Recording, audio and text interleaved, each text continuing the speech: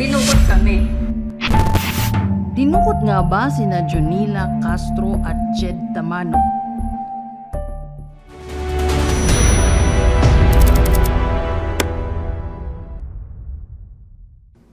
Ano nga ba ang totoong nangyari?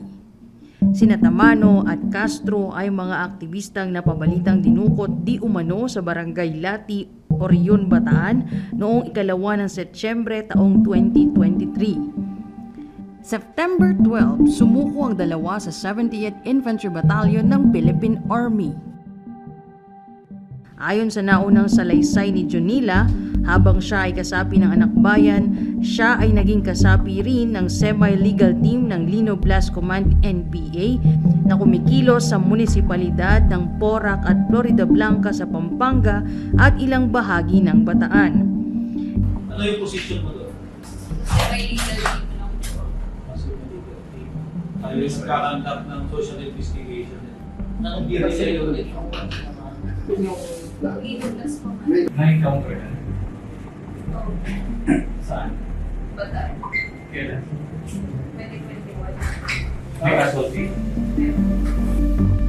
Ayon sa kanila, sila ay tumakas sa kanilang mga kasama dahil gusto na nilang makapiling ang kanilang pamilya at mamuhay ng normal.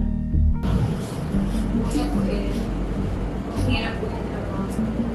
Pero yung trabaho sa tugtog. Dagdag pa rin kasi nabalitaan namin na wala po kami trabaho may na-RHP sa loob. So pumunta na po kami dito sa Marston na may kakilala sa kaninang authorities. Yung parang magpatulong ng patulong ng mga rin. Gusto ko lang talaga muna magpahinga. Tapos saka po pag-isipan yung plans. Most likely po babalik sa pagkaan. Sa presensya ng kinatawan ng Public Attorney's Office o PAO na si Ginoong Jopper Bagay at ng mga magulang ni Jed, sabay nanumpa sina Jonila at Jed na ang kanilang sinulat na salaysay ay pawang katotohanan at ito'y kanilang kusang loob na isinagawa at walang pumilit sa kanila. Dahil ang nakasabi dito ay puro katotohanan at kapag nagsinungaling ka ito ay pwede kayong makasukan. Ang aming policy ay talagang kailangan may handwritten sila, ganun lagi sa aming opisina. Tsaka namin ipapatype sa lawyer. Tapos pero i-interviewin mo nang mabuti. Kung mula sa puso mo at talagang totoo yung At sinasabi ginawa mo. ho yan ni na Atty. Bagay.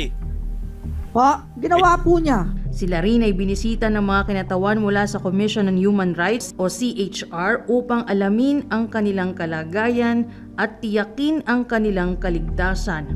Ito ang naging dahilan upang sila ay kupkupin ng gobyerno.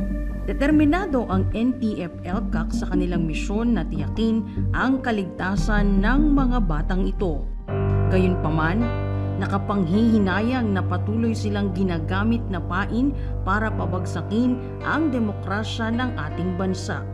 Suriin ang bawat impormasyon na makikita at maririnig lalo na sa social media upang hindi na malinlang ang ating mga kabataan.